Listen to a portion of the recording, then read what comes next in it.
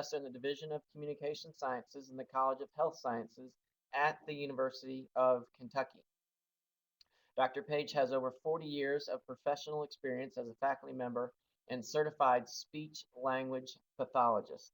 Dr. Jane Kleinert is an associate professor in the Division of Communication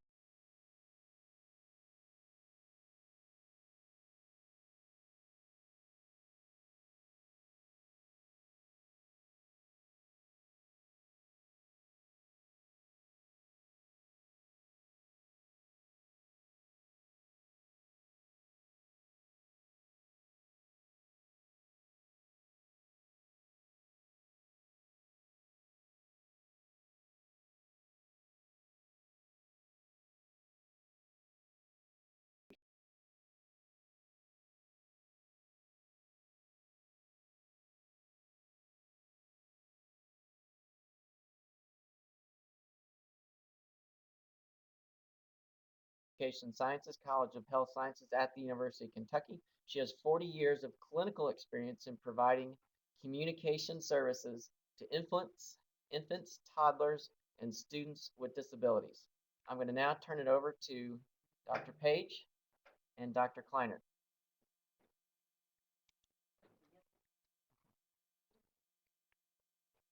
Thank you. Thank you, Dr. Page. Thank you, Walt. I get the joy of being the kickoff on this particular one.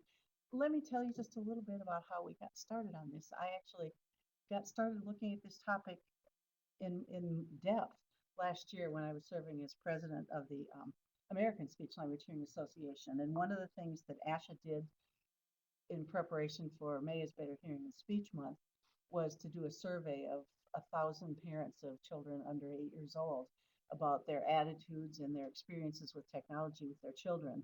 And then I got the information from the survey and wrote several op-ed pieces that appeared in places around the country. And it really got me pushed to think again about something that had been of interest to me before, but I'd sort of put on the back burner.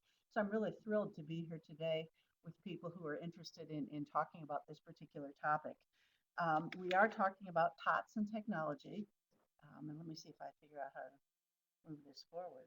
That's the thing you didn't tell me about. Is it this?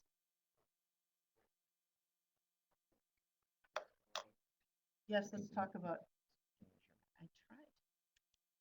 There, I just didn't do it hard enough. Okay, let's talk about geezers and technology. That would be me, now that we know that I've been doing this for over 40 years. When we talk about technology, we're talking about interactive digital and electronic devices, software, multi-touch tablets, technology-based toys, apps for computers and touchscreens, video games, interactive screen-based media. All of that fits into this category that we'll be talking about today that we call technology. I just don't have. I'm doing something wrong. Am I not pointing it at something? Where are you touching this? Let's do that. That's safer. Yes, I can do that. All right. Sure. So that's what we mean by technology. We also talk about screen time. And screen time can be described as the time that's actually spent viewing some of that technology, TV, video, computer, electronic games, handheld devices, or other visual devices. And there's a lot of talk these days about screen time and toddlers and screen times and kids. Let's talk a little bit about some of the things we know about toddlers and screen time. One of the things that the data I'm going to give you comes from several different surveys. One of the things that we know is that by age 5 months, okay, think about that, 5 months, 40% of infants are engaged in watching some kind of video presentations. So we've got really little boppers there in front of screens paying attention to two-dimensional flat objects doing things. By age 2, approximately 90% of kids are involved with some kind of electronic media. So media is there. That's just the way it is. We see higher media use by kids who come from homes with lower socioeconomic status, by homes where there are single mothers or mothers with less than a high school education. So those families tend to see higher media use than families um, who are higher SES and have better educated and dual parent kinds of households. Um, Let me talk a little bit about the ASHA survey that I alluded to. There's a whole bunch of data, and if you're interested in it, if you go to the American Speech Language Hearing Association's website and search for a thing called Identify the Signs. It's a campaign that ASHA has trying to educate people about communication disorders. There's access to all of the results of this survey, but here's some summary stuff that comes out of that survey. 24% of 2-year-olds use technology at the dinner table. Okay, that time when is one of the few times when you might be able to have face-to-face kinds of communication between parents and kids. By age 8, that percentage nearly doubles to 45%. So approximately half of our kids, by the time they're 8 years old, are paying attention to technology rather than doing communication with the other people in their home. More than half of parents admit or say they use technology to keep their 0 to 3-year-olds entertained. So it's serving the role of babysitters. Stick them in front of a screen, keep them quiet. Nearly 50% of parents of children age 8 they often rely on technology to prevent behavior problems and tantrums. So technology is a babysitter, technology is a problem solver, and you put the kid in front of technology and settle him down. Here's the scary one, the third bullet. By age 6, 44% of kids would rather play a game on a technology device than read a book or be read to. Now, if you know the importance of reading and the development of language and literacy, that should be a scary statistic to look at. By age 8, a majority of kids would prefer that technology be present when they're spending time with a family member or a friend. So even if you've got somebody over, you've got somebody there that you're spending time with, they want technology to be part of the equation. So technology is there. It is in every place we look. And here I put on this particular, the bottom of this slide, the URL that can get you directly to that data from that particular survey. Okay, so that's what we know about what happens with kids. What do parents think about this? 55% of parents have some concern that misuse of technology might be harming their kids' hearing.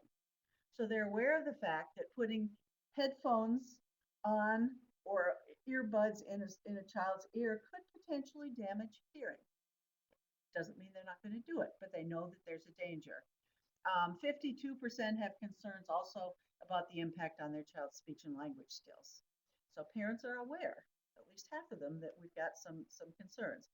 Now, 2% say they're concerned that technology negatively affects the quality of their conversations with their children. I think that's wrong. I think a number got cut off. I think that's 52%. I'm sure it is. Correct it in your brain. I think I did a transferring issue. 54% say they are concerned that they have fewer conversations with their kids than they would like to because of technology. So people are recognizing that technology is standing in between parents and kids and conversations and interactions. Parents also recognize the potential hearing hazards of those personal audio devices. There's 72% of them who agree that loud noise from technology might lead to hearing loss in their kids. So parents in this particular survey anyway, were pretty aware that technology might be a concern. The majority of them reported in the survey that because of that awareness, they set limits to their kids' technology use. You know, they'd say no more technology than this. Unfortunately, most of them also admitted that they had trouble enforcing or that they didn't enforce those limits. So they knew the limits should be there, might be there, could be important. But when it came time to say, okay, I'm not going to put him in front of the screen or I'm not going to give him an iPad, they were less able to follow up on that particular idea. So we've got kind of a mixed bag. We've got a lot of technology use. We've got parents who know that there are some concerns, who intend to do something about it, but may not always. So we end up with today's connected family, where we may all be sitting in the same room together, but each and every one of us is involved with another piece of technology. And if you converse with somebody in your family, how does it happen? It happens by texting them, even though they're sitting right next to you. Often doesn't happen with direct face-to-face interaction. Now that's kind of an overkill, but it is an area of concern. Okay, so you say, what's the big deal? So we got technology. We're living in the 21st century. Technology is available. We should rejoice and be glad we have access to all this stuff, right? What is the problem with screen time? Well, especially for infants from 0 to 2, there's a lot of evidence and a lot of writing that suggests that technology is a problem for that particular group. If you put a baby in front of an iPad, and if you go to YouTube and you want to look at stuff with babies and iPads, you search for that and you will find picture, tube or video after video after video of babies doing stuff with iPads. They're playing music on iPads, they're pointing to things, they're using an iPad for an object, they're doing all sorts of things with iPads. What's the problem with that? Okay, here's one of the problems. This comes from the American Academy of Pediatrics. Look at this statement and think about what it means. Infants might stare at the bright colors and the motion on the screen. They're interested. It's color, it's moving, it catches their eyes, but their brains are not yet capable of making sense or meaning out of these pictures. They don't have the knowledge of the world that lets them interpret what they're seeing on the screen. And how do you get knowledge of the world? Anybody remember studying Piaget? I know I can't see everybody out there, but I'm looking at these people in the room saying, anybody know the name Jean Piaget? Okay, how do you learn about things? And how do infants learn about things? Through sensory motor contact.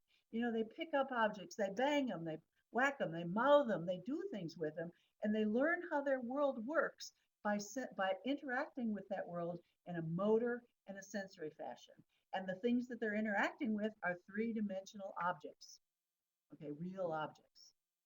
And through repeated exposure and experience with those objects, they start to figure out categories, they start to figure out what things are, what things mean, how they work. Then they start learning the words to refer to those things, and they put all this big jumbling, buzzing world together and figure out what it means. Now, if you put a child in front of a screen, he's got that whole jumbling, buzzing world presented to him in two-dimensional format. He can't touch it, he can't manipulate it, he can look at it, but that's about it. And what the psychologists tell us are that children's brains have more trouble making sense of that particular input when they don't yet have the sense about what those things represent in the real world. It takes about 2 years for the baby's brain to develop to the point where screen-based symbols can actually represent their equivalents in the real world. So what our babies are working with in that 0 to 2 year age when they're in a screen is very limited information and something that isn't necessarily connected to real world. Which is why when people have done studies and they compare language enrichment with kids with real life people talking to them versus kids hearing the same thing on a screen, those with real life people talking to them, their language improves. Those who listen to things on the screen, at least in that 0 to 2 years of age, they don't learn the things. They come away pretty much the same. And so the human touch, the human interaction seems to make a difference. So that's one of the reasons we say screen time is a problem. Now, some of the arguments against screen time, I think I might have already started these. Kids learn better from real life experiences than from screen time. Especially, they learn better by moving and doing activities. Unfortunately, the average 12-month-old, look at this, is exposed to about 2 hours of screen time a day. And when they're exposed to screen time, that means they're not typically being exposed at the same time to real life kinds of things. It usually isn't either or, either screen or real life. So those 2 hours we lose in terms of an important, meaningful time for those kids to learn about the world. We also know that active exploration that babies do develops their eye-hand coordination. It develops their visual perceptual skills. It helps develop fine motor skills, and those things can't be developed by looking at a 2D representation of those things. So there's some more arguments. Also, it's critical that kids learn new concepts while they're interacting with actual people and actual objects. It's also critical that they do those motor things that kids need to do: building, climbing, pretending. Take a stick and pretend it's a broom. Take a stick and pretend it's a spoon. You're pretending. You're developing those kinds of cognitive skills. Banging, stacking, manipulating, all of those are three-dimensional sensory experiences. And the screen, at least not yet, the screen is not able to replicate those. Doesn't mean someday we're not going to have technology that can do that. But for right now, our technology can't do that. So here's a statement that comes out of one of the publications of the American Academy of Pediatrics. And I think this is pretty powerful. Specifically, children are programmed to learn from interacting with other people. And if you don't believe it, read the language stuff about how parent-child communication helps kids focus and how it takes advantage of the neural characteristics that kids come into the world with, and all the stuff that people are learning right now with neurology. So kids are programmed to it's a little hard, isn't it, when the screen goes away, to learn from interacting with other people. The dance of facial expressions, the tone of voice, body language between toddler and parent, they say is not only beautiful, it's so complex that researchers have to record these interactions on video, slow them down just to figure out what's going on. Okay. They also say, and here's the important statement, whenever one party in this dance between parent and child, when either one of them is watching TV, the exchange comes to a halt. Okay. And it's really more than TV. It's most screen activities that they might be doing. So they're talking about TV in a broader sense than just regular broadcast television. Okay, I just stuck this in for a little respite here. It comes from ASH's Identify the Sign campaigns. Says pacifying your child with technology could replace important verbal interactions. And it's just to me, it was a nice picture of that. Okay, now, there's been debate in the literature for quite a while about how much time is too much screen time. And we will talk about that in a little bit. But before we get to that, I wanted to share with you, if you go through the literature and you say, what can you find out there about the effects of being in front of a screen too often on the impact on child's development? And here are some of the things that have been documented as effects of too much screen time. First of all, their physical effects. Being in front of a screen too much causes babies to have irregular sleep schedules. They have trouble getting to sleep. They have trouble staying asleep. So it disrupts sleep schedules. Any of you who care for infants, you know that's an important thing. Okay. It also increases risk of obesity because when you're in front of a screen doing that, you're not out doing those active things. Okay. It also lowers your overall physical activity, and it puts you potentially at risk for hearing loss depending on how you get the auditory input and how loud you have that input turned up. So we've got potential physical risks to babies from too much screen time. We've also got a lot of cognitive risks or cognitive impact. Language learning delays. That's a big one. When kids are in front of screens, especially in a passive way, nobody is interacting with them. They're not getting that parent or caregiver input that they need in order to start learning and making sense of their language. Okay, so we see in kids who are exposed to lots of screen time, language learning delays in the areas of vocabulary and some in the areas of their syntax, at least over the short term. There's still a lot of research going on. We don't know how long those delays last, but at least on a short-term basis. We also see delayed reading skills. We see lower math skills.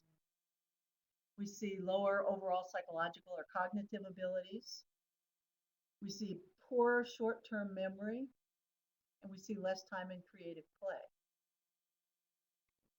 So parking your child in front of that screen could potentially have negative cognitive effects as well. So that's the second area.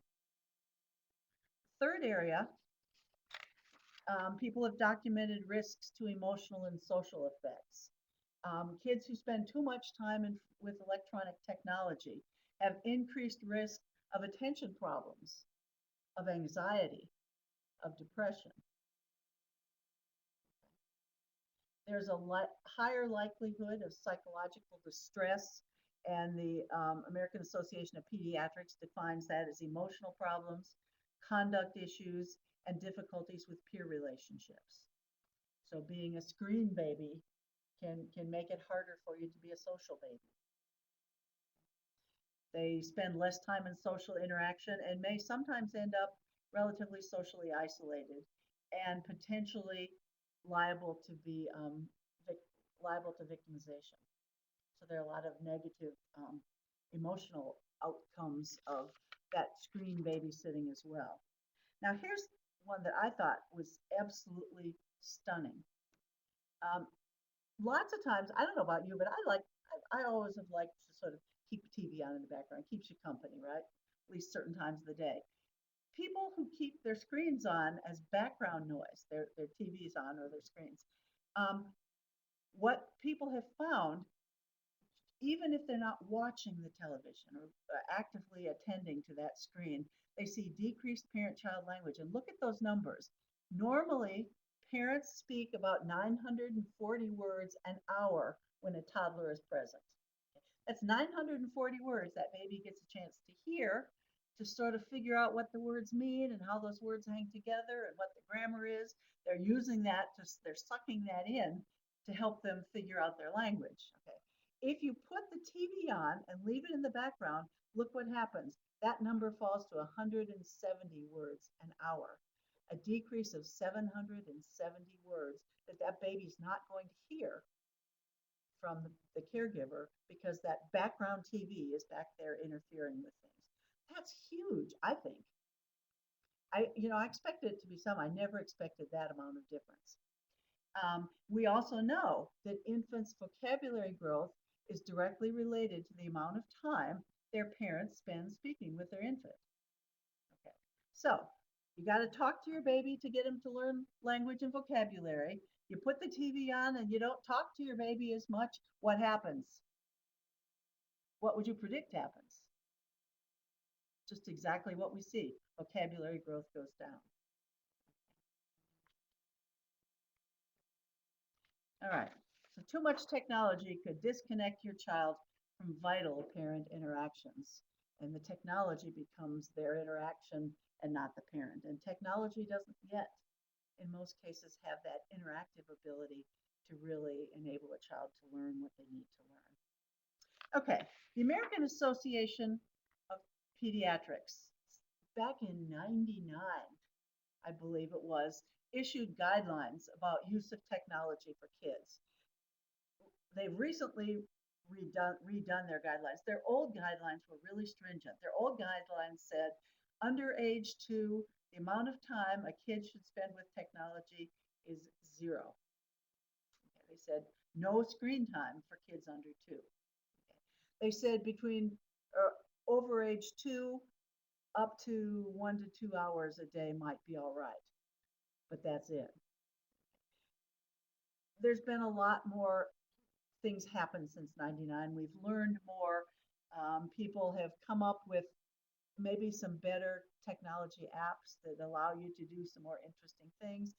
And there's also just the reality that since 1999, technology has become much more omnipresent. So you just can't keep it away totally. So one of the things the American Association of Pediatrics did is they revised their screen time guidelines. They backed off a little bit from this absolute thou shalt not put a baby in front of a screen. Okay. Instead, they're giving you guidelines or precepts that are things that you need to pay attention to when you're thinking about time. There's no strong, firm numbers. So those of you who like somebody to say, here's the number and here's the guideline, you'll be disappointed in this. Those of you who want to use your brain to think about what to do with it will like this. Okay, the one thing they said is, here's their first guideline: media is just another environment. Okay, just like every other environment, media is one, and it can have some positive and it can also have negative effects. So you need to be aware of that and know that. Okay. They also tell you that despite the great influx of media in our lives, parenting has not changed. The role of the parent is still to provide the input, still to provide the structure, still to take care of the child's well-being, regardless of what happens with the media. So now parents have a responsibility, even when they're using media, to use it in a responsible way. And we'll talk about that a little later in the session. Okay. They also, their third one says, role modeling is critical. And what they're saying there is, if you're trying to keep your child from being a screen baby who just sits passively in front of some kind of electronic media, it doesn't work if you sit on your couch passively in front of electronic media and model that kind of behavior. So the message is to those of us who care for young children, if we want to say to our children, you shouldn't be in front of the screen so much, that means we have to not be in front of the screen so much. So parents need to cut back that use of screen as well to be an appropriate role model for their kids. The next one says, we learn from each other. Okay, duh, that's kind of a given. But it helps us to remember that talk time is critical for language development. If babies don't get talked to and interacted with, they don't learn language.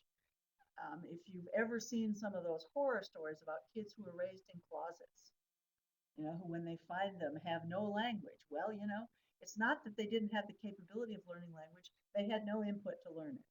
And if we are responsible for providing talk time. Passive video presentations don't lead to language learning in infants and young kids. You can put them in front of, at least especially that 0 to 2-year-old, you can put them in front of Sesame Street, you can put them in front of any number of things. If all they do is sit and watch, the data shows us that they're not going to learn the language they need to learn. So, the other piece of that says that the optimal time for media education, if you're going to use media for educational purposes, wait till after the baby reaches at least age 2. Once his brain has formed the ability to realize that what's on the screen is a representation of a reality that he knows, then he can make more sense and he can learn from what's on the screen. So if you're going to be a proponent of educational media, and I think it plays an important role, wait until you got a 2-year-old to start doing that. Keep that little baby face to face with real people.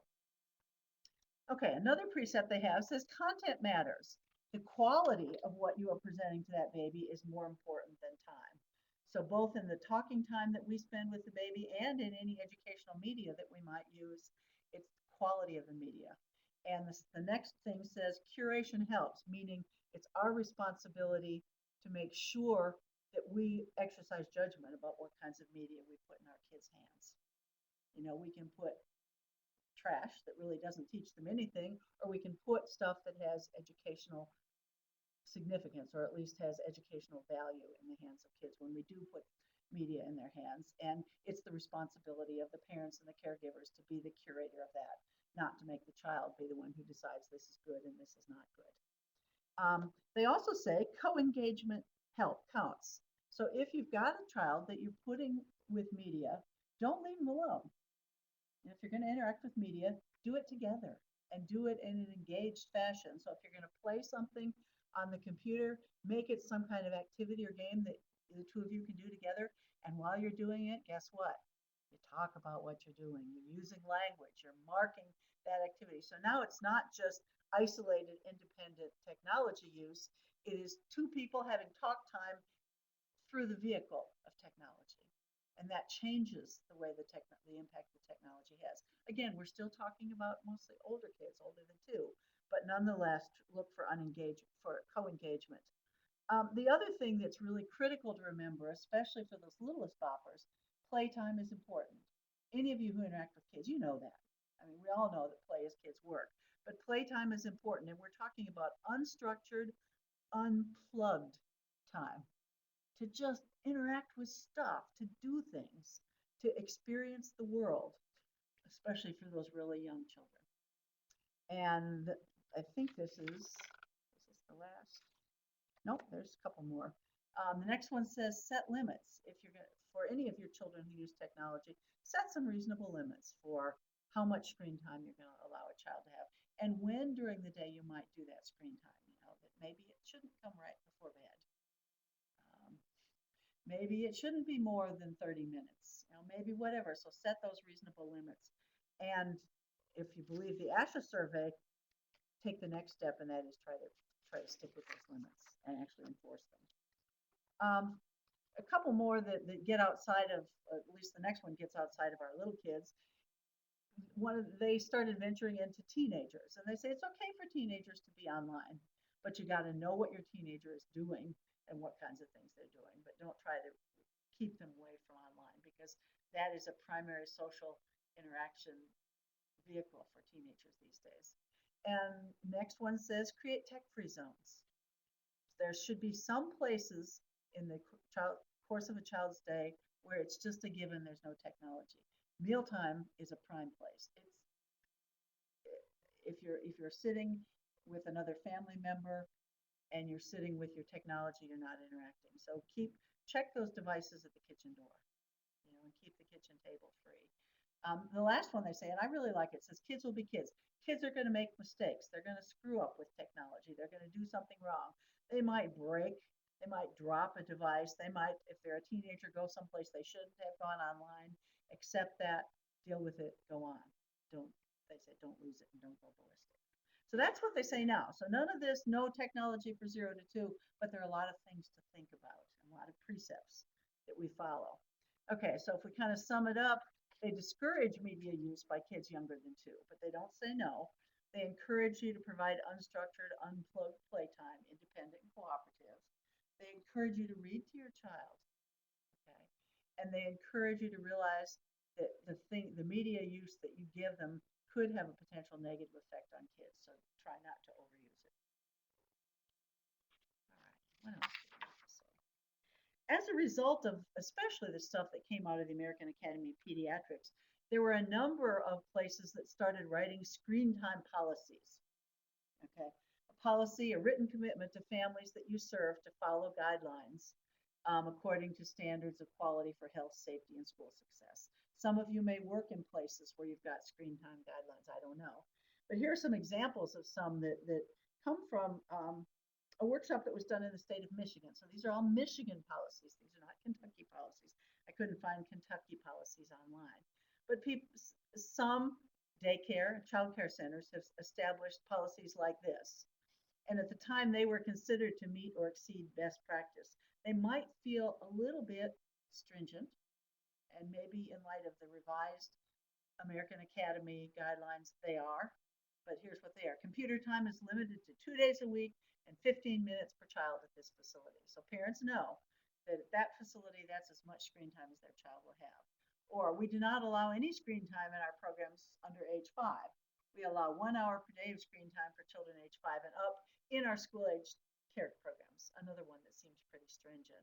And here's the strongest one. We do not have computers, televisions, video games, or anything related to that in our center. So there is no technology in that center.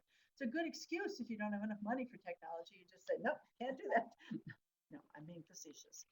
But you may see some of those kinds of policies, and it'll be interesting to see if the policies shift a little bit with some of the new guidelines.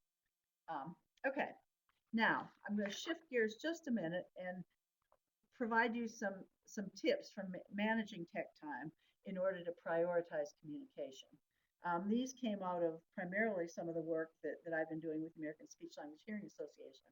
So these tips show up in some of the ASHA publications. The first one sounds familiar.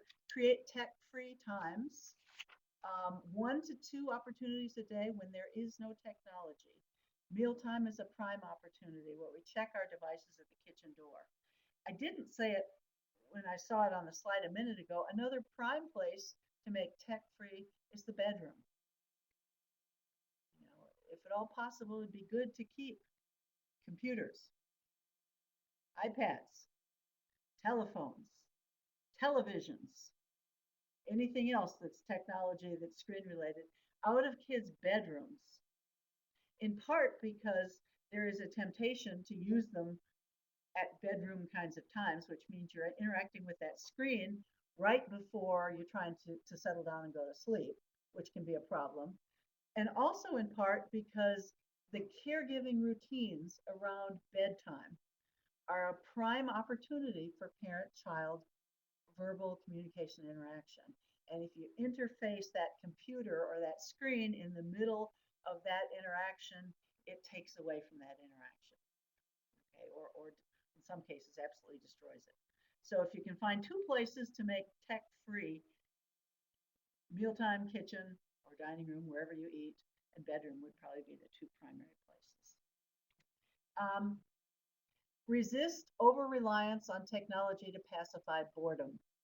You know, how many times do you see kids riding around in their minivan, in their child seat with that little video player right above their heads with that screen going in and it means parents don't have to talk to the kids. They don't have to worry as much about what they're doing.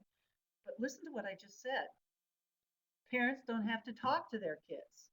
Well, when you're traveling, when you're out, it's another opportunity to do some interaction. Now, I know there are times when you got to focus on the road and you want to be careful, but there's also a lot of opportunity to talk about what you're seeing and what you're doing and where you're going to be going and do language that you can't do if you're tied to a screen. About half of parents of 0 to 3-year-olds use technology to entertain, and that means we're abdicating our responsibilities when we do that. This is an interesting one. We haven't talked about that. Don't overestimate the value of educational apps. There are a bunch of them out there. And later on, Dr. Kleinert will be talking with you about how you might look at those apps. Just because something is for sale, or even better, free at the App Store someplace, and it says it's educational, you guys know better than that. Don't assume that it is. Kids learn better by talking, conversing, reading, not by listening to some little turtle say, ball, here's a ball, or whatever your educational app is doing, okay? So technology, if you use it, is best used for reinforcement and practice of things the child might already know, not for specific teaching and helping them figure out the regularities. So it doesn't say stay away and never touch technology, but think about what it's doing and what the educational value actually is. Do you feel like I'm preaching? I'm sorry. All right, next one. Make tech use a group activity. So if you're going to use technology, do it together. Play a game together, interact with something together, talk about what you're doing. Make it a conversational or a communication opportunity, not a solitary play activity. Consider carefully whether or not young children really need their own dedicated devices. You know, there's more and more things out there, you know, little iPads with all the protection to make them appropriate for kids, knockdown versions of things, and many of them are designed and marketed just for kids, and people buy their kids their own devices. Well, the disadvantage of that is it's harder to keep it away, and it's harder to control, and it's more likely to lead to solitary tech time. On the other hand, some of the child-friendly technology might have limited content, but all the content is child appropriate, and you won't get into the things that a child shouldn't experience when they get onto more adult technology. And many of the child-related things also have extra security built in. So it's easier for you to control what's happening. So you have to decide what's more important to me. And if I do go for the kid-related stuff, how am I going to still try to control that use to make sure that it doesn't become the primary interaction that the child has? So think about it. Set daily time limits. If you can program a device to shut off by itself, that's perfect, because sometimes it's really hard to enforce those rules. But if the device turns off, then it's sort of self-enforced.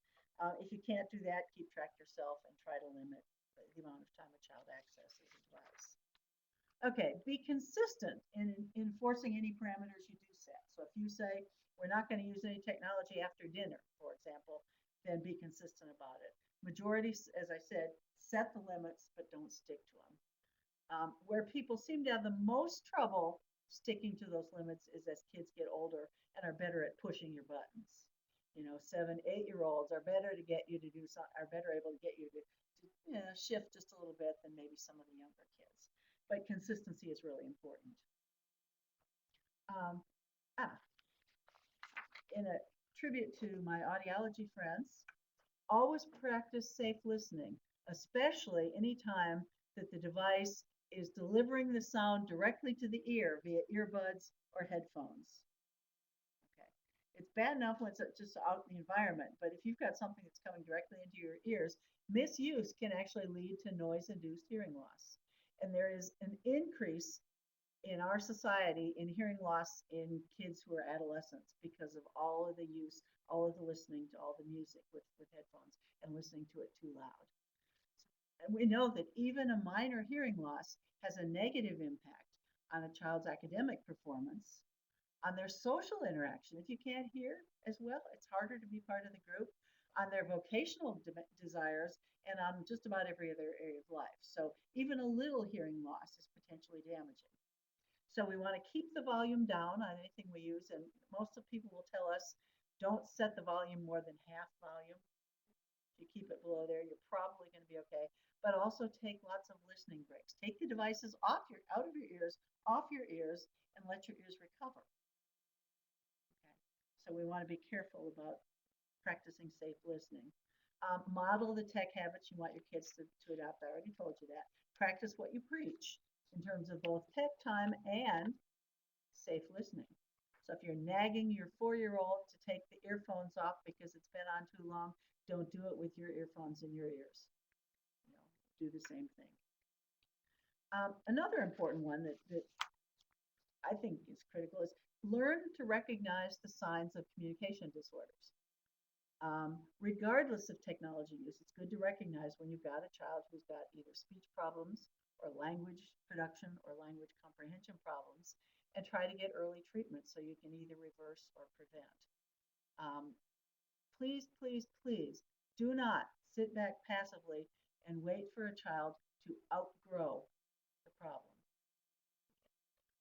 There's a possibility it might be a problem that will be passing, that will be developmentally rectified. But let somebody who knows that area tell you that. Don't just assume they'll outgrow it. And obviously, and I know this is my bias coming in, seek help from a speech language pathologist or an audiologist if you have any concern about a child that you're interacting with in terms of their communication development. Okay. Okay, a few more suggestions for reducing screen time. Some of these you can say we know that. Take it out of the bedroom. Don't allow TV during meals or homework. I'm appalled at how many kids do homework with TV in the background. You know, it's one more distraction and one more access to screen time. Don't let the child eat while watching TV or on the computer. So we already said keep it out of the kitchen, but what about if we just take dinner into the living room and we can be on the computer there, right? No, don't do that. Don't let those two things get intermingled. So eating time is really tech-free time. Don't use TV for background noise. People who say that say it's the radio doesn't have as much negative impact on it because it tends to be melodic and doesn't have conversation. So if you need background, do radio instead of TV. Better yet, don't use noise. Also, this is TV specific. Decide what programs or even what screen things you're going to do ahead of time, and then turn the device off when they're done instead of just keeping it on and shopping for more stuff to watch or to do. Yeah. Suggest other activities instead of screen time. This is old stuff. Board games, puzzles, walking, doing something outdoors. It really is okay to do that. And if one of the problems is decreased physical activity on our kids' part because they're too much in front of technology, let's get them out. And it may be that let's go out together, which gives you more time to talk, more time to interact, and good exercise and activity for both the child and the parent or caregiver. Record, here's a kind of a cool strategy. Record how much time is spent in front of a screen and then make a commitment to spend an equal amount of time being active. So if you're going to sit with your computer for an hour, then you're going to do something active for an hour. You know, at least it doesn't take away the computer time, but it gives you a good thing to go with it. Try using a sleep function. So if you've got a TV on, it turns off automatically. Use a switch control for other devices that might turn off automatically. Challenge your family to go for a week without TV or screens. See see what happens. It's amazing when families do that. They find out that they survive and they actually have a good time. Okay. Now, I've been harping about reasons not to use technology. Let's try to be a little bit fair and say there are arguments that people have made for using technology. And we're going to spend a chunk of time today talking about technology and using. So I don't mean to damn technology. I mean to try to say, think about what the effects can be and find a way to use it effectively and where it belongs. People will tell you that if you're careful about what you choose, both in terms of the screen itself and the content, it can help facilitate learning. Interactive ebooks for kids who are old enough to take advantage of them help stimulate reading habits.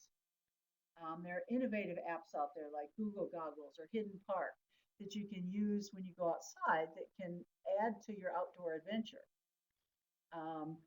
Parents or caregivers who are savvy use technology to supplement books, to supplement neighborhood activities, to supplement free play, not to replace it. So if you can kind of keep that in mind, especially when we say it's okay to use it for kids over 2, think about how you can use it to supplement and not replace. Okay, but, and here's the thing to remember, this does not appear to be true for kids younger than 2. There is, the people have been able to find no evidence of cognitive benefit for screen use in kids 0 to 2. Okay, so if somebody's trying to peddle you an app for your 5-month-old to help them learn something, at least what we've been able to find in the literature, there's no evidence yet that that stuff is effective for those little kids. Older than 2, yeah. High quality media, you might see improved social skills, improved language skills, better school readiness. So technology could have an important role for those older kids. Okay, and we're not going to look at this because I would like to stop and let. Yeah, I was going to say it'd be a good time for questions before we're going to shift gears and switch from me to Dr. Kleinert. So before I sit down, if anybody has questions either in this room or out in cyberspace out there. Yeah, Melinda. So just to clarify, in terms of damaging the hearing, wearing earphones or earbuds at the correct volume do not That's correct. damage your hearing. It's when you are using those too loud or on. That's correct. Yeah, it's noise-induced hearing loss, and so if you have anything too loud, you'll run the risk of damaging those little sensitive little hair cells and the nerves that help you hear. Yeah. You can, although it's too loud. That's your biggest risk. Do you know other than that, Dr. Kleiner? We have to look at that. Yeah. I'm more familiar with too loud. They're asking if we can repeat Melinda's question. Melinda's question was it okay to wear earbuds or earphones? Period. Was it the volume that made a difference? I'm paraphrasing, and I said yes. That's really the volume, and it may be. We'll need to look up about that length. That's a good question. We'll try to get you an answer. There were others. Yeah. Well, do you have some of the others? We had a question from the chat box, and the question is, what does the research say about reading books on a Kindle or an iPad versus reading print books? The research I have seen says screens of all kind are not as effective as reading the real object. And I would assume that, I've not seen anybody specifically talk about Kindle, but the assumption is that that's true for Kindle as well. Partly many of the print books, partly I think as children get older, if you're talking about ebooks, there is some effectiveness in using those to get kids engaged in reading and interested in reading. And some of the ebooks that we made, I don't know, are you going to talk about any of those? That have pictures that are appropriate vocabulary for kids would be effective. Not for that 0 to 2 though.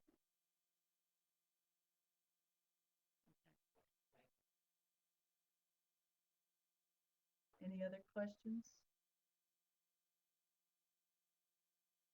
We'll take more later. Okay. Dr. Kleinert.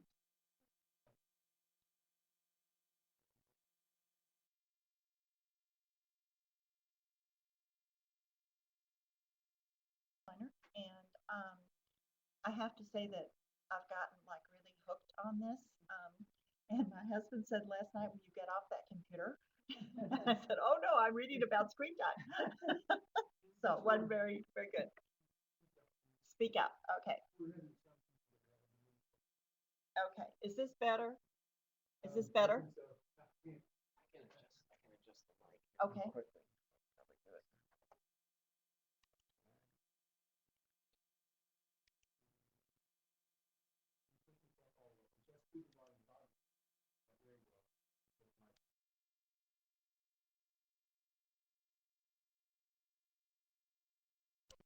We'll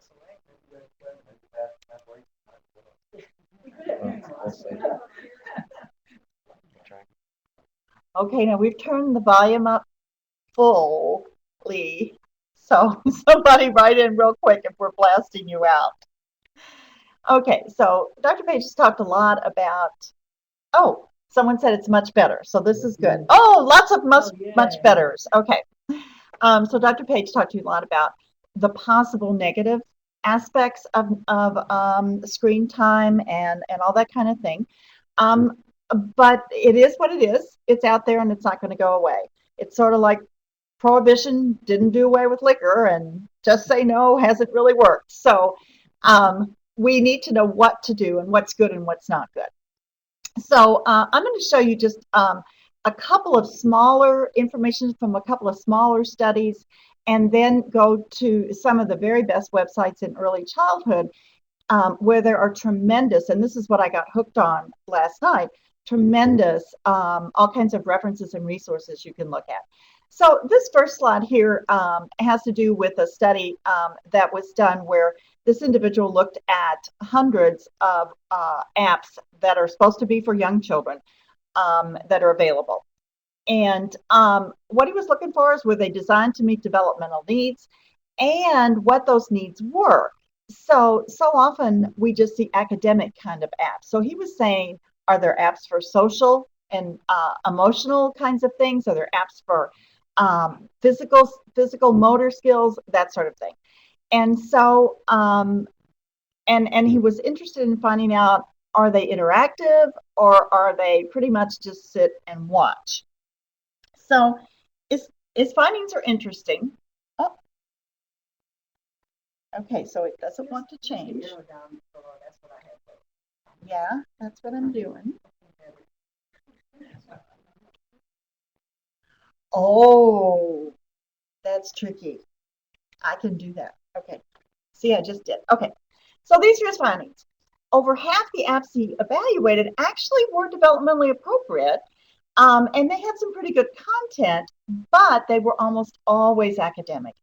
And our young kids need movement and play and social interaction and social emotional support and all that sort of thing. So there are a lot of nice apps out there, but mostly on academic kinds of things. Interestingly enough, he has 3 instruments to assess apps, which I first started to go dig for until I found these 2 websites that I'll show you in a minute. This is another item that comes out of the literature, and it is very, very strict. This was based on the Canadian Pediatric Society, American Academy of Pediatrics, specialist in early childhood. I think it's from 2010, so you can see it's fairly strict. And as Dr. Page said, no screen time 0 to 2. That's at least that's what the pediatric societies were saying up until just a little while back. But we have to remember that even if we do give it to those kids, like Dr. Page said, it's a very little use. But you can see very stringent guidelines even as the children age. Okay, so that seems pretty harsh. We said it is what it is, and so there is technology, so we need to be able to use it. One of the best sites that I found is NAEYC, which I know you're familiar with, National Association for Education of Young Children. They have all kinds of position papers, all kinds of guidelines, accreditation, every kind of really quality or gold standard kind of information for early childhood. So they make some interesting points. It's their position that technology and interactive media can be learning tools if And here's their big word: if the use is intentional and developmentally appropriate. Okay. So they're saying, okay, it's there, we can use it, but it must be intentional use and in conjunction with other materials that kids typically have. Okay. And when they talk about technology, they're speaking very broadly. So mobile devices, software, tablets, technology-based toys, apps, video games, anything that we consider electronic media. So the red is what we want. We want use that is intentional. And the intentional has to be in at least three ways: the selection of the technology, the actual use of the technology, and the integration of the technology, and our understanding of how to evaluate it. This comes from a joint statement from NAEYC and some early childhood specialists. So, okay, I want to take you, and we're going to hope this works. And if it doesn't, you can go home, because this is everything I want to talk about on these places. Okay, so where can I go to find guidelines? Okay, and I've given you three of that are just absolutely fantastic. One is NAYC, which you would expect to be good. The second is 0 to 3, which is actually a journal in early childhood, very well respected journal. And they have lots of information about screen usage, and they have a fantastic frequently asked questions section. So it will help you give families information that's evidence-based and very reasonable and useful. So I want to go to NAEYC first and just show you a little bit of this.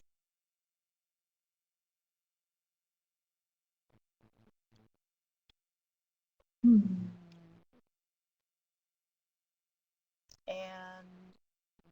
maybe it needs to come up. Let's see. So close. Where to go? There we go. Okay. Okay, it's up. Okay. So one thing I wanted to mention, there were lots of people that said, can we get the PowerPoint? Dr. Page and I had to take out extra junk that's in there. And then, is it not showing? It is there, but just want someone to share the desktop. Oh, okay. Oh, of course. Yeah. Yeah.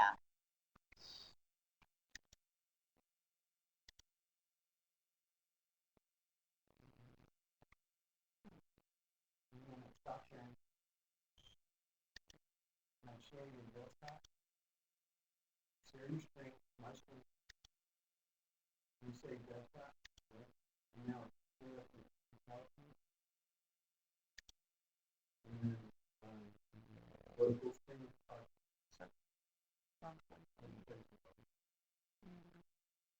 In this PowerPoint? Yeah, down at the bottom.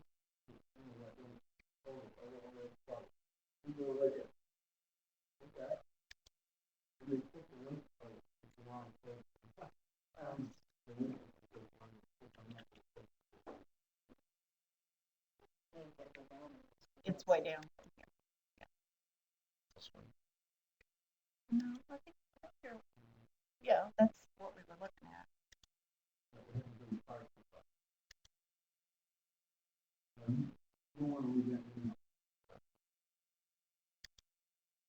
We're seeing everything that's showing right now. Let's just go back. Go back to the now. You want some stop. You bring back up the power. Okay. Okay. So this is NAYC's website, and this is the specific section on screen time and digital media. But what I was starting to say was, I see that lots of people are asking for the PowerPoint, and that's not a problem. We just have to take out kind of extra stuff so it's not gigantic. And we'll have to ask Walt, maybe it can be posted, or if we have your email, we can send that. Mainly because it has lots of live links in it, and that'll be much easier for you to just have the PowerPoint and then go to the sites. So this is the first one we're going to visit. And if we scroll down here, you can get the full joint position paper on screen time. But what I want to show you is a couple of these that I like really, really well, and that can be especially helpful to you. So here's children and media tips for parents. Okay. Oh, please.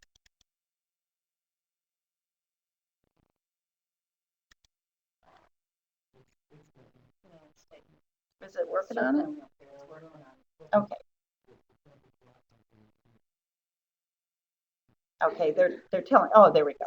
That the Wi-Fi is just a little bit slow here. Well, maybe it's a lot of bit slow. A little more than a little.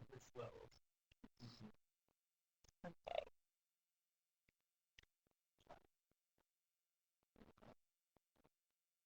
Okay. Media tips for families and parents. Some of these Judy has gone through, but I like the idea that media, electronic media is an environment, just like everything else in the child's world. So we're going to acknowledge that and we're going to use it appropriately. Obviously, you're going to set limits. These are very much like what Dr. Page was saying. The big idea is that we try to get families to use the media together, not just in isolation or as a pacifier for the child. Be a good role model. Obviously, if you're always sitting, oh my gosh, I've got a brother and sister-in-law and they are retired and they sit all the freaking day on the computer, and I'm just worried. Maybe they won't have language soon. I don't know. But we can't be using electronic media all the time either. We have to be there right it is, face to face with the child. And if the child is using it, using that equipment with them. Judy mentioned tech-free zones. This is one I find particularly distressing. Using technology as an emotional pacifier, either to control behavior or to calm the child down when they're upset. Now, in both those instances, those are social emotional issues, okay? We already have a large number of children in the U.S. who are on the autism spectrum, and they're having difficulties already relating sometimes with adults. And then if we just choose to pacify children with electronics, it has nothing to do with true social interaction. We're only increasing the challenges our children could face. So I think that one, if nothing else, if we stress to families, if nothing else, can we just avoid using that media as either an emotional pacifier to calm them down, to get them to do what we want, or to control behavior? I think that's one we really, really need to focus on, and we'll look at some things with that. There's some good apps, but they have to be judged to help kids with homework. And Judy mentioned it's okay for kids to be online. So this is one that's nice. You can pull some tips from. This one I find especially good, and it's how to find educational apps. Okay. Common sense media. And I really like that idea. Not that we won't use media, but we'll use it with common sense. Okay. And how are we going to judge that media? As much as possible, it needs to stimulate active learning. Okay. Just swiping is not really very active. You don't need a whole lot of new neuronal pathways to swipe on the iPad. Okay. Kids learn and they improve by active interaction and movement. We know that down at the neural basics. Okay. If you are working with the kid, say with a disability, and you facilitate everything he does, he's not building new neural pathways. Okay. It must be active movement to build neural pathways. Well, this is the same thing. Our kids are already not doing enough. They don't go outside. We have childhood obesity. We have all those problems. And then on top of this, if we have them even more quiet, so they're not running and playing and building and knocking things down and getting energy and all of that thing, they're not building the new neural pathways for active learning. And so that is another big thing we have to think about, all the way down to the neuro level. This is not just, behavior. This is how the child's brain is actually developing. So if it's going to help, it needs to be active. It needs to engage the child in the learning process. So let's say we say a very young child can have 30 minutes of screen time a day. Well, sticking them in front of the TV for cartoons for 30 minutes is not really what we're talking about. It would be use, if you do decide to do that for 30 minutes a day, of good quality apps that you can find that teach or that encourage movement or encourage learning and that kind of thing. So that's why Judy said a little bit earlier, it isn't the quantity so much. You only get 30 minutes a day. It's the quality. 30 minutes a day in front of the, in front of the cartoons is not doing anything. So we're looking at apps that will encourage learning and meaningful learning and social interaction. Okay. Not all apps are educational, obviously. And what they're talking about here, they have some very nice things. And here's one that I like a lot. And it's this is Screen Sense. And now this takes us to the 0 to 3 website, okay, with Screen Sense. And it does talk a little more specifically about different apps, screen time, all those kinds of things. How to choose an app.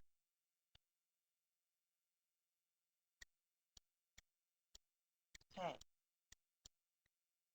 All apps are not equal.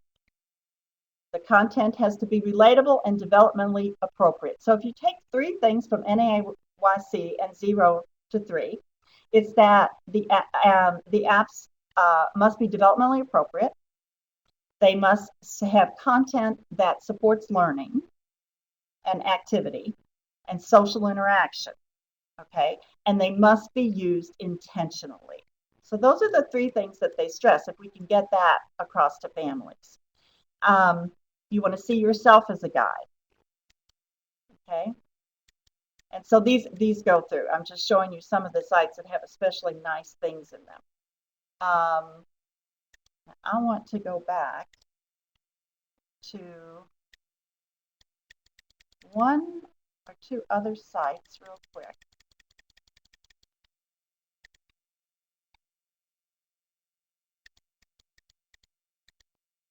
Okay. Let's put this up and go to this site. Okay. Let's. Now, okay, here's the questions and answers, which I really, really like. Dr. Page said we can't give you an answer, a specific answer. It has to be this number of minutes. But this page will give you some very specific information. So the first question, what are the recommendations for a child under 24 months of age? Okay.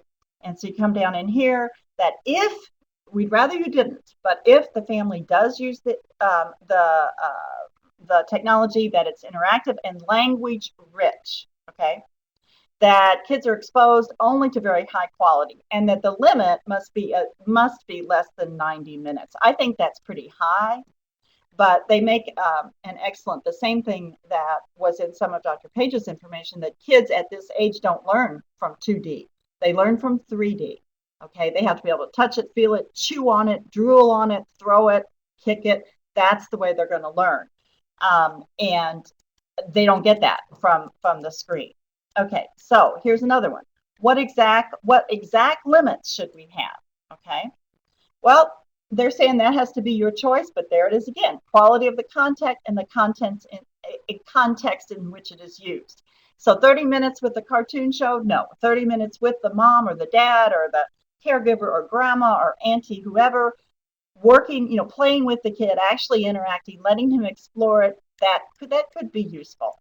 But remembering for the child under 2, the 3D you need to have 3D, not 2D. Okay. Let's look at another one. Oh, this one I found really interesting. They said, well, if kids shouldn't interact with electronic media, what's the difference? How come you say they can interact with books? Because books aren't books 2D. Well, books really aren't 2D. You open the book, you turn the page, you feel it. Many of our books for babies have all kinds of textures. And the closing remark on this one is babies chew on books. Okay. Do you want them to chew on the iPad? I don't think so. So it's very clever. It's made so parents will enjoy it. Okay. All kinds of good stuff in here. For older children, what if your child's addicted to the tablet? Obviously, that's a problem. How do you deal with caregivers? You're going to have to limit the caregiver, because if you happen to be a mother or dad that's working and the child's in another setting. Now, if he's in daycare, that's different. But let's say the daycare is a private home or a grandma's house, where perhaps they let the kids have more freedom with the electronic media. That I think that should definitely influence the family's decision. Do we want to keep that child there? The family needs to establish what they think are the best limits. Okay. And so here's usage on this site based on age, which can be very useful to you. How do you approach television? This one I love. What if you have a kid where Bob, I never understood how to say that, SpongeBob SquarePants. I'm literally reading it. It's so bizarre. Maybe it's appropriate for your kid who's 6, perhaps, but not for your kid who's 2. And they give you some ideas, but they finally end up saying something that families have forgotten to say, which is no. No, you don't watch it. Annie can watch it. She's 6. You don't watch it. And I think that's something that's lost from a lot of parental vocabulary, is just no, we're not going to do that. Okay. Obviously, you need something else for that child. Okay. Now, go back here. This is actually on the site in a lovely chart. Okay. And I took the information out just so you could read it more easily. But I would highly encourage you. This is off NAEYC site, and it's a lovely chart that has infants and toddlers, a description of the infants and toddlers, and then what they need, and then whether or not technology can meet that. So they're talking about infants and toddlers, and they need to explore, and they have to have human contact and cause and effect. Okay. So what if the family is going to use technology that's just there? Okay. And here's something I think we want to think about. You already know the data on the culture of what used to be called the culture of poverty. We talk about low socioeconomic levels. Okay, won't use that word anymore. And basically the idea being that we already know the number of words that perhaps middle class families do, and their kids have language and progress maybe a little better. And that there's really a dearth of language and word usage, less vocabulary, less variety in homes where there's a lower socioeconomic level. Okay, it has nothing to do with race or gender or any of those kinds of things, background, or the language that's used in the home. Okay, it's just kind of a lack of stimulation of those kids. Okay, so this might be the family, especially if we got very, very young parents. Okay, that's another population where the same kinds of things happen. Very, very young parents. So we're not getting new vocabulary. We're not getting modeling. That might be the family that does let the kid use the telephone as a pacifier, or an app on there as a pacifier. Okay. One of the things that I've thought about that I think we can, rather than saying you shouldn't do that. Okay. I mean, it's not like they're going to listen to you just because you say you shouldn't do that. Even if you're the daycare director, even if you're the head of the agency that's working with this family and home visitors and everything else. Probably the better idea is to help them get the idea of just using it with the child. Okay. A really fun thing. I worked in Head Start, daycares, home visiting, lots of that kind of thing. And, the families that I worked with didn't have the computer and the printer and everything else to make these lovely storybooks that we're going to make with all our media. But probably the Head Start has some iPads or iPods, or they've got cameras, and they probably have a printer. So, and usually when you have the parents in for meetings, they're going to be pretty short meetings. Okay. It's not like you're going to bring them in and do a 2-hour lecture. I don't think they want to listen to Dr. Page and me. It's just not going to make it. Okay. But what would be really cool and fun, if they have a phone, they bring it. If they have an iPad, but if not, you have some there. Okay. And so you take lots and lots of pictures with the parents that night and help them arrange how they would like it in a book. And then as a surprise to the kids, you print it out and they've got a book to show their friends who they are and who their families are at school, and they take it home. And there's a book that maybe the family could really use with the child, okay? And then by the same token, you do the same thing with the kids and send it home as, a present for Christmas or a present for whatever. So we're actually using the technology. We're saying, yeah, that family has a phone, so let's use that phone for something that can be useful rather than just pacifying the child. We're avoiding then the passive screen time, okay, which is what we don't want, and then trying to pull in those families and parents and get their, instead of telling them they're wrong in what they're doing, get them to use it in a way that can be beneficial both to themselves and to the children. This particular suggestion here is my favorite in everything I looked up. They said birth to 2, the kids are going to see people using this stuff all the time. Get toy ones, okay? Toy phones, toy iPads that don't work, toy computers that have buttons that push and different people pop up when you push them. And they can play with that because it's 3D, it's creative, it's fun. The most fun you ever have is when your kid's 11 or 12 months old and he picks up the phone and he sounds just like you, but he's not saying anything. Okay, I mean, he sounds just like his daddy. Same thing. He's going to look just like daddy on his pretend iPad or his pretend computer or his pretend iPhone, which I thought was such a wonderful idea because that's how our kids grew up. And we don't want to deny that those things exist, but we don't want our little bitty ones using them. Let's give them pretend ones. So we reinforce play, imagination, language, jargon, babbling, all that kind of good stuff.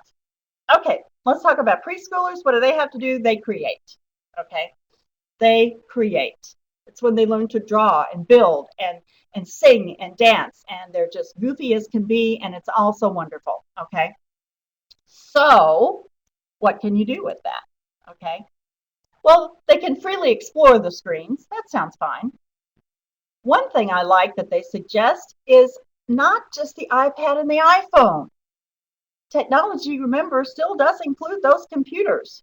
And so they I think it's a lot more constructive that they also get time to mess with the mouse and the keyboards and all that kind of stuff that they're going to be using.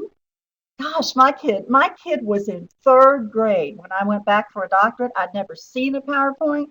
I had to make a PowerPoint for a class. I'm like, my God, what is a PowerPoint? My kid in 3rd grade, she was 8, taught me to do PowerPoint. Okay, so the time's coming, they're going to need to be able to use it. It's not a bad thing. So let's have that kind of exploration too.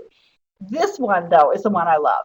So what do they need to do? They build, they create, and then we use the technology for them to take pictures of it and take it home to show mom and dad what you did.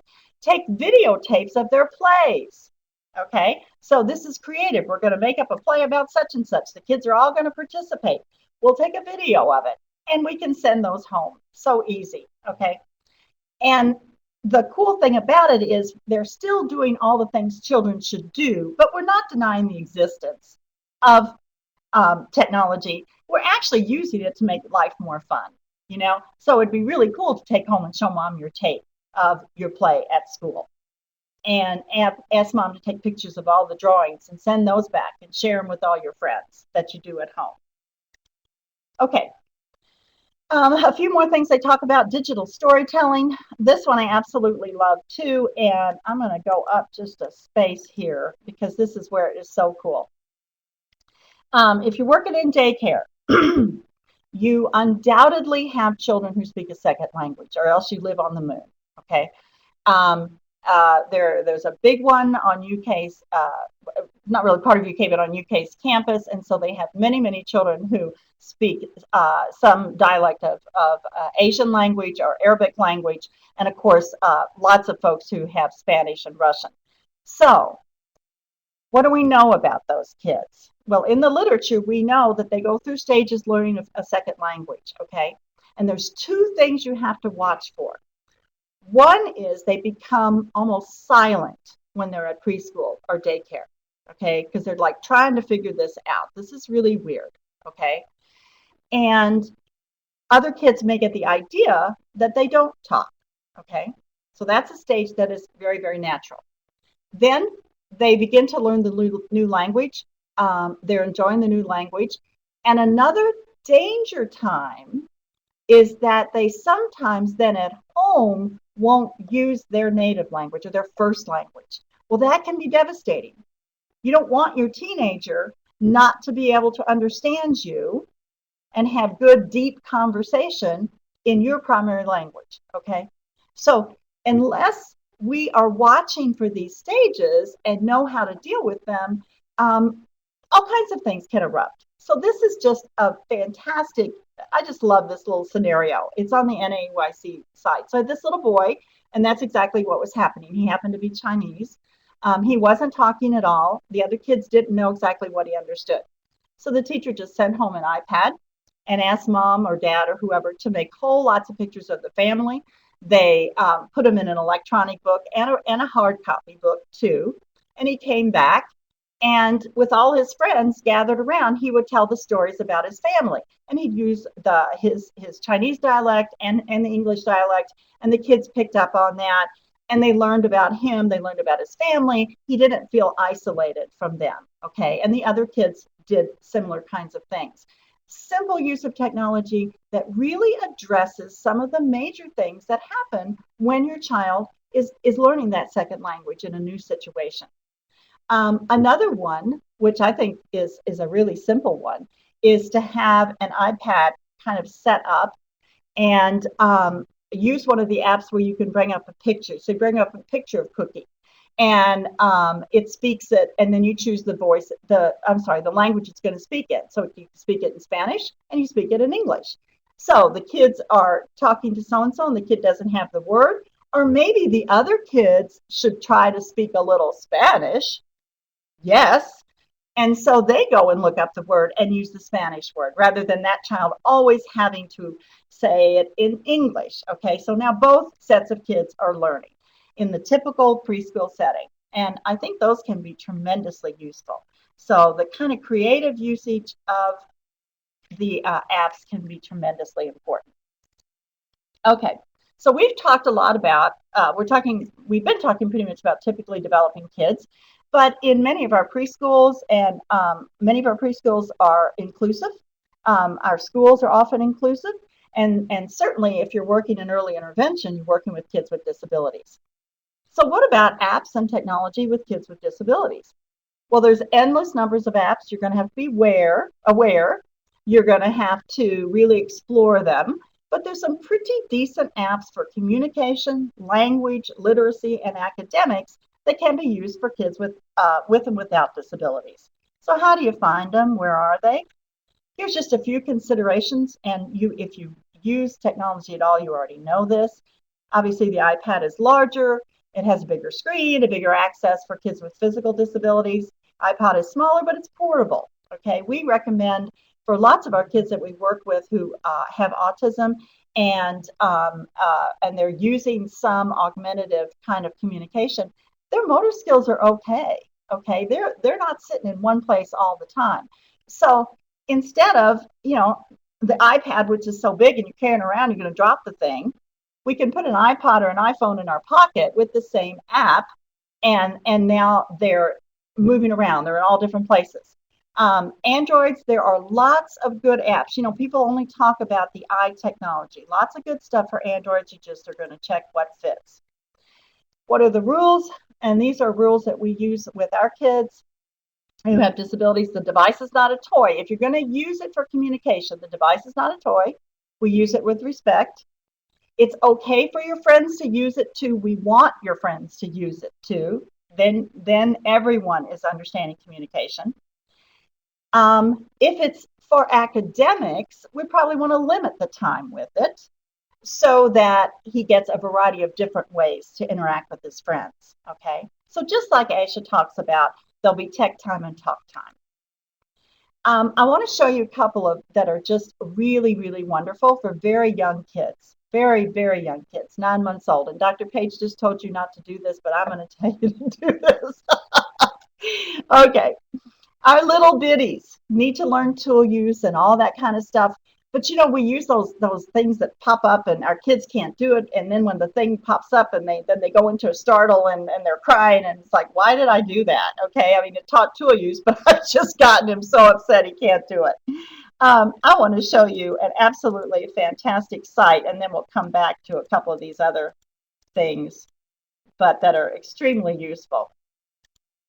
Whoops, where'd we go? Oh, where is she? Well, we'll just go back.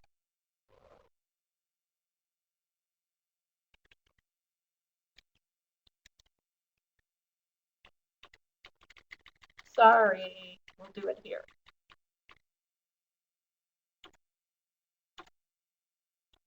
Okay, this is Janice Light's website. She works with kids with disabilities and lots with technology.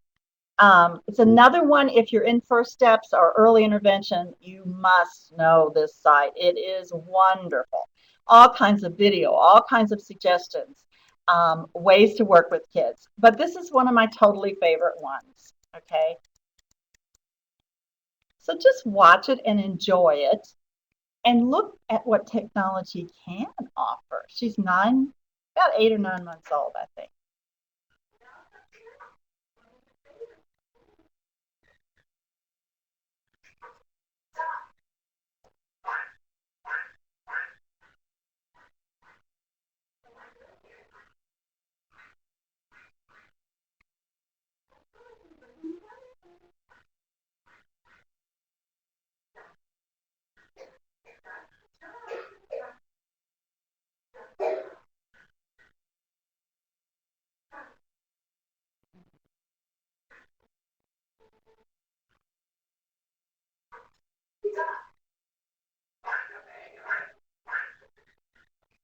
Look at that little hand.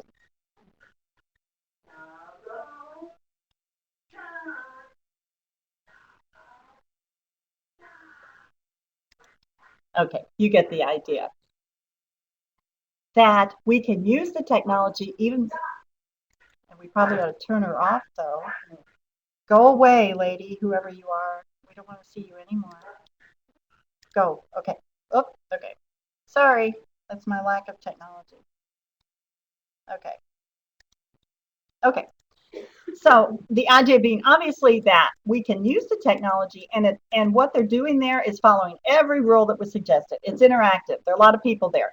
What happened with it is she looked away from the technology to the adult, to the mother, to her sister. Everybody's using it. Everybody's having a good time. It's fun. It's inventive. Okay. Now, that system she was using is relatively expensive. But I want to show you what you can do with an app. Okay. Now, these are on the phone because I was making videos, but so they would be much larger on iPad. But here's the same idea. Okay. Now, what the baby did was touch the picture anywhere and something spoke. Okay. And it made a noise and all that kind of stuff. Here's one that I think it's $1, might be $1.99. And that technology, I'll take you back actually. That technology is called visual scene display. The really wonderful part about it is you are designing the whole little system yourself. So you take a picture of the bathroom and anywhere the kid touches, it says what you say because you're putting in hot spots. Okay. What a cool way to teach vocabulary. You want to be with the kid, but it's exactly like babbling. Okay.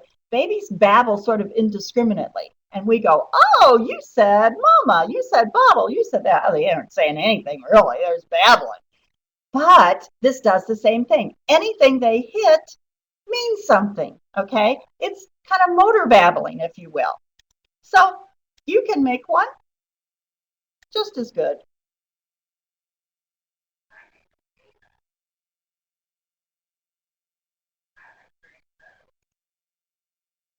Okay, so you could put anything on here. This is just a little one. You could do their bedroom and make it say light and make it say mama and make it say night night wherever he happens to hit. $1.99. Okay. The device that you saw on the tape, several hundred. Okay. There are all kinds of really, really inexpensive communication devices. I'll show you just a few. Some of them are absolutely free. This takes us to the point that says, well, we can't start him on that stuff because it's too expensive. Wrong. We can't start him on that stuff because he's not ready. Wrong. We can start him on all of it because we can find inexpensive, let him use it as if he's babbling. There are no prerequisites, and the technology has made that happen. So here's the good side of everything that's happened, right down to teeny babies. This is just a kind of a very inexpensive little communication system that you can get from the App Store.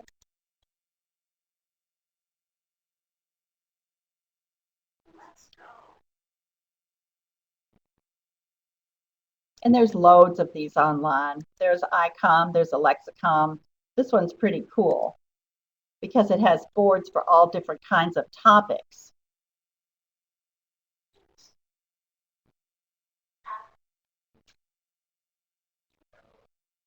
So that belies it's too expensive? No. He's not ready for it? No. I don't have the equipment? No. I don't have the time to design it? No, because it's already there. It may not be perfect, but it's out there. Okay. So just that there are some positive things that we can look at.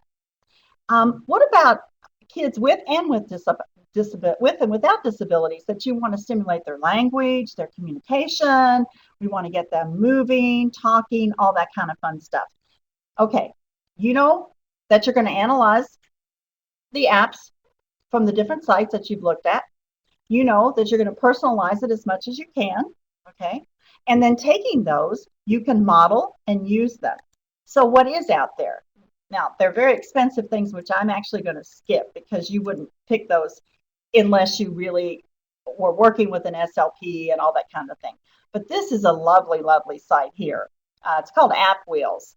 And I'm going to show you a piece and then and then go to the actual site also. What they have, and this doesn't have to be for kids with disabilities, they have some lovely sections on all the different kinds of things that language does. Okay, so if we think about morphology, what's morphology? Well, it's the little sound that changes the word. So there's run and runs, and there's cup and cups. Okay, it's that. Here's some cool little, very inexpensive apps. Okay, and these are all in there for you. You can just go in and find them that work on both receptive and expressive in terms of grammar and very specifically morphology. How cool is that? Irregular verbs, regular verbs, all kinds of cool stuff. Syntax, that's grammar essentially, how I put my words together. Okay, what are those rules? Well, this little app, here's $9.99, $5.99, $5.99. These kind of cool ones that'd be fun to play with. Remember we talked about it's the quality of the app, not the quantity. Works on both. And the semantics is meaning, so it's vocabulary and what I mean when I say things, categories, pragmatics, social interaction. Remember, that very first thing I said was that the apps work a lot of academics, but very little social emotional and social learning and social language. Those are out there, and you can find them. And this site is very cool because it has all these separated for you. Okay? Now, let's say you're interested in literacy. Actually, I'm going to scoot up just a second. No, I think we'll go back to that one site. Do that right now. Okay, I'm going to take you to the app wheel. Okay. Now, this is where I found those preset listings of things that you can use, apps you can use with different parts of language. Okay, so that's where I found that one, and you can download it very easily right here. But the coolest thing on earth, oh my God, I am in love. This is called the App Wheel, and it happens to be for kids with autism. Okay, now what they do, and you can follow it, they have colored the different skills. So maybe you think your child needs a lot of work on social communication. Okay, so that's pink. So what we're going to do is on the app wheel, find the apps that emphasize the social communication. Okay, Here's another one. And it also, oh my goodness, now you can tell why I'm in love. This is middle school, okay? For older kids, taxonomy of learning, all kinds of really cool stuff. And you don't have to dig out the app. They've already got it on here, okay? And it's all color coded. So there's some really wonderful places out there that you can use. Okay. So we'll flick through these because we just looked at them. Okay, how about literacy? Well, you know, there's 18 zillion literacy apps. Lots are free, okay? But I like to look at ones that are interactive. Remember, that's what Dr. Page said.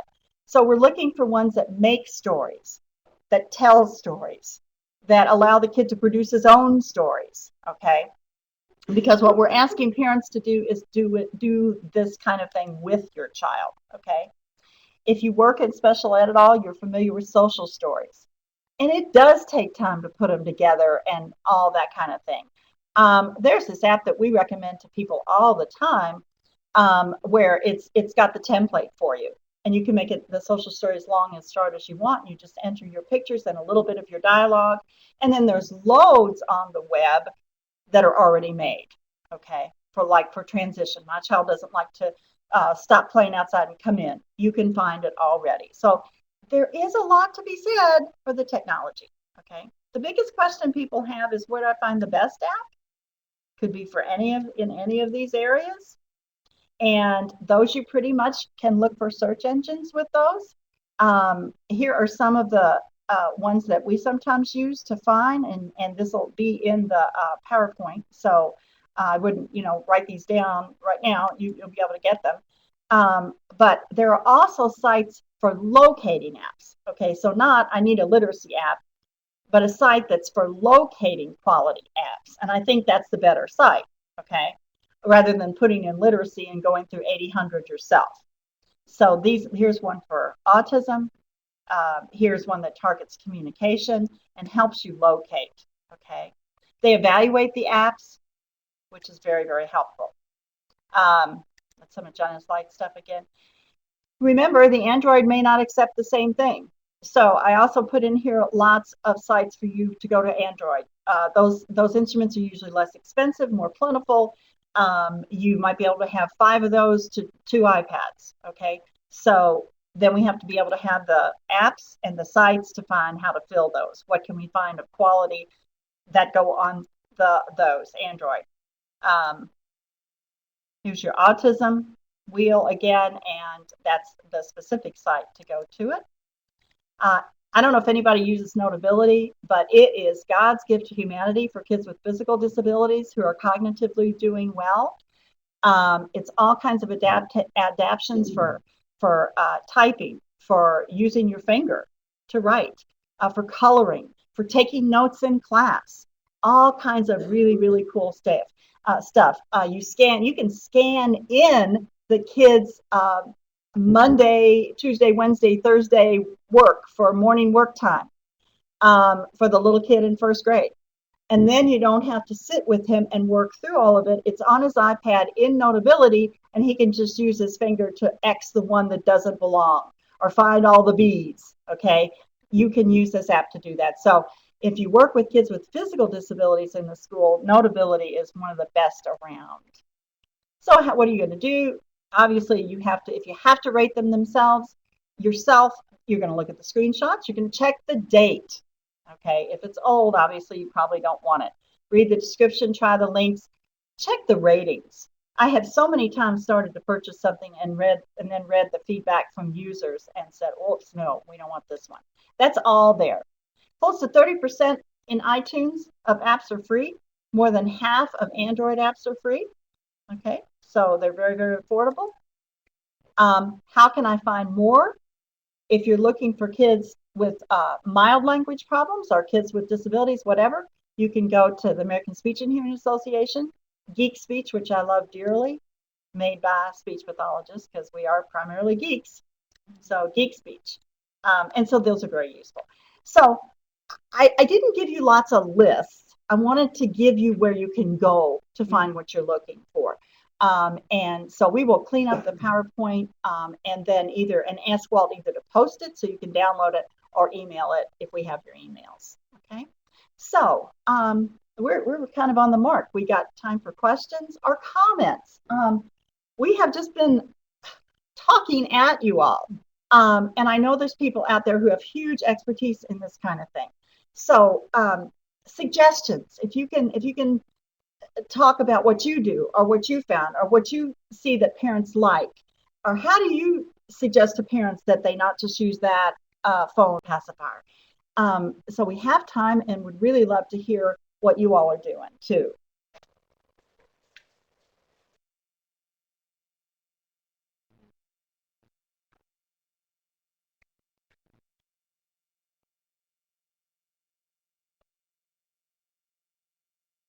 And anybody in here too, and I can just repeat the question or the comment.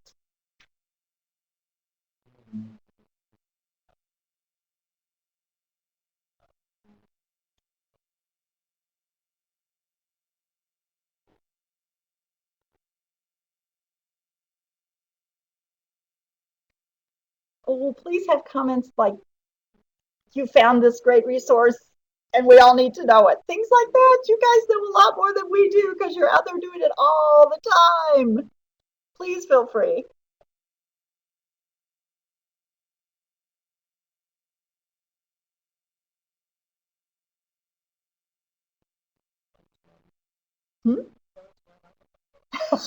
Judy says, is everybody alive? Have we killed you with our droning? Oh, wonderful. Thank you. Thank you. Okay, folks are typing in. Wonderful.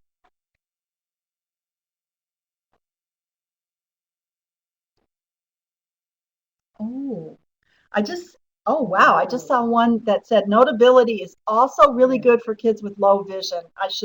Yeah, that's tremendous. And you know what? We didn't talk about vision. Um, if there are some really good sites or suggestions from anybody about that we could add to the PowerPoint, you could maybe send us and we'll add for vision because that's huge. Okay, one is called wonderbaby.org. Okay, could you kind of write those down so we can add them? Wonderbaby.org was one suggestion. Oh, okay, it's from Perkins School for the Blind. Okay. Fantastic.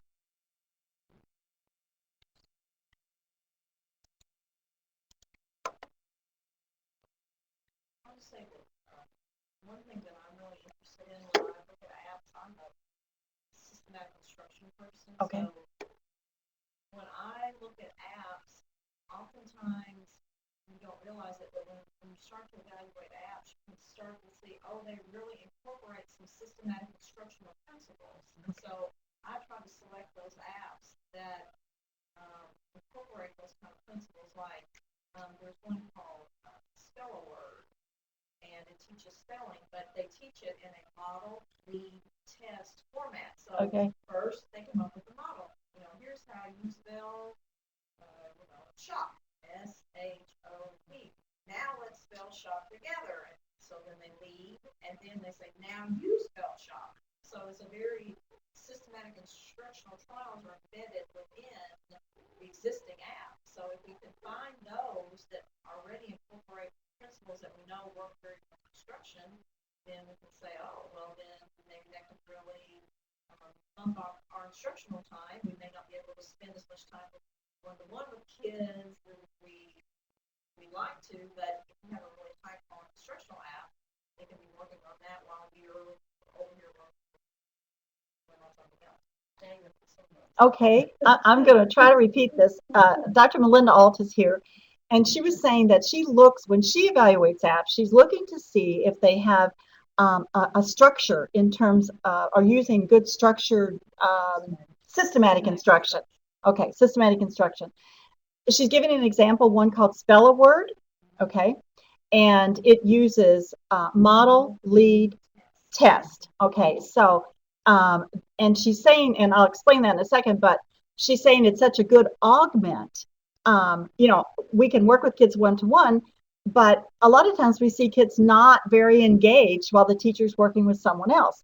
So this would be a great one to follow up. It's already set up in systematic instruction. So, um, the first word comes up, and the individual in the app models says, "This is the word shop, SHOP, shop."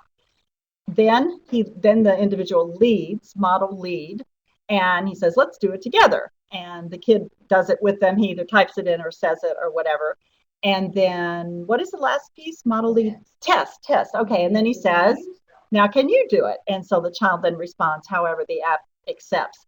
And the good part about it is you're not having to formulate all that instruction. The kid can do it somewhat on his own if he's able, and it's done in good systematic instruction. So the approach is a quality approach. That sounds like good. It's called Spell a Word, that particular one. There are also apps where you can track how much you use their iPhone or iOS device for a very on-a-typical basis. So if you're I know you can look for on iPhone, but reports or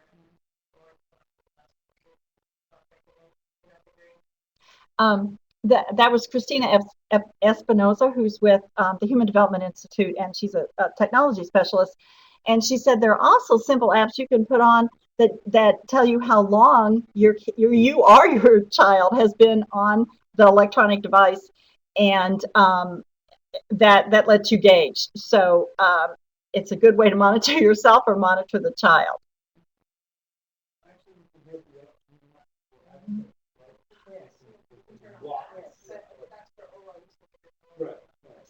Okay.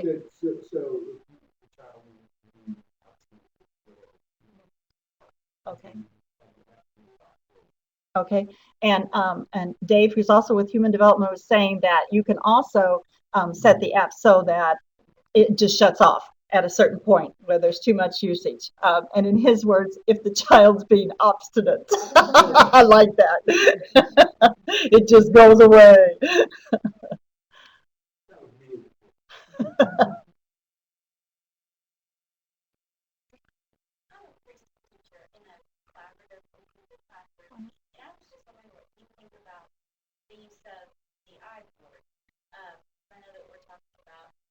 Limiting the technology and the interactiveness and with the iBoard, the kids can't go touch it. They're all sitting there looking at it here. But we're using it for things like doing songs and things like that. Do you think it's better to just do it with a CD player? I mean, I've noticed a lot of kids do better if that for some reason they've got their buddy with the people instead of just me dancing. But do you think that that's an okay use of technology with them? We have a question from an individual who is a preschool teacher in an inclusive setting, and she uses an iBoard, and it's large and it projects, right? Okay, so you could do a song, and then also there's the people up there dancing, and the words are up there. And she's saying, would it be better if it were just a CD? And I think that's it depends on how much you use it. If you're in an inclusive setting, though, what you want is universal design, and that's what the iBoard is. So the kid that needs really enlarged for vision, the kid who doesn't attend unless things are bright and moving, it's universal design. You're not using it all day long. You're going to use it, quality over quantity. But if it's attracting kids, and she said in her experience, her students are actually doing better, then personally, and Dr. Page, you need your opinion, but personally, I say that I think that's a cool usage because that's the thing we haven't even mentioned, is that technology has allowed us to now have universal design, which then allows us to have kids with and without disabilities together, and that's really what we want. Dr. Page? What I was going to say about that is that it's a good use because it's, for one, it's interactive, and also because the dancing in particular, if we're talking about technology keeping you stable and not moving, that does just the opposite. So some of the problems that we have with technology, that really overcomes. Yeah, I don't know if you could hear that, but Dr. Page was saying another plus is that this allows the kids to see it, but maybe they want to imitate the children dancing. And so there it is. It's the active, it's the neural connections, and that's really what we want. So it sounds like a really, really cool use of technology.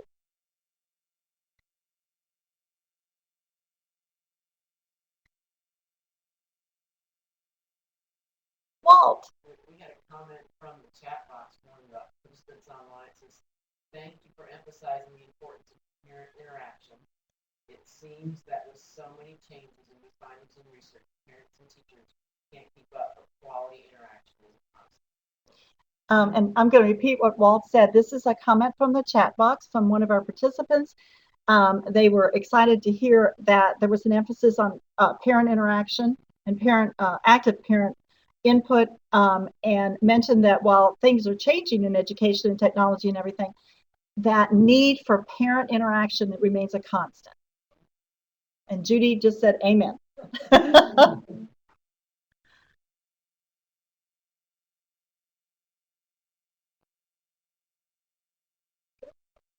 Okay. Are we good? We have one more.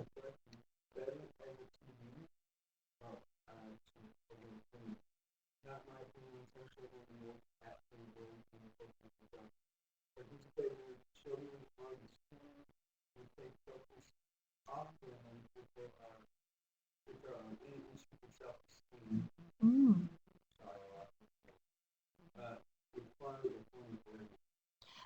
Yeah, I'm gonna repeat the comment that Dave just gave us from Stephanie Whaley, that her opinion on the CD versus the iBoard would be, she would go with the iBoard because all the kids are listening to it at the same time.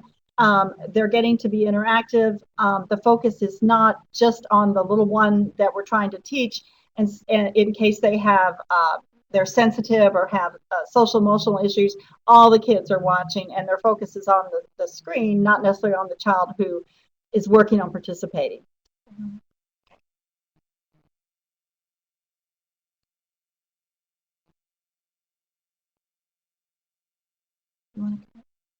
Okay, Walt's gonna close out. We thank you all so much for coming, and please feel free to send us, if you think of something later, comments that before we send the PowerPoint out, that we can add suggestions that you make.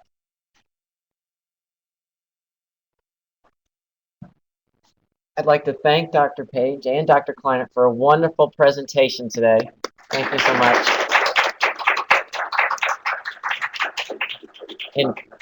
And we have recorded this presentation, so we will make it public, and I'll let you send out an email and let you know about where you can reach that. We also have a evaluation, hopefully we'd like you to fill out, which will improve our seminars. I'll send that out immediately after this meeting, the link to that evaluation online. Thank you for your attendance today. Have a great weekend. Thank you. Bye-bye.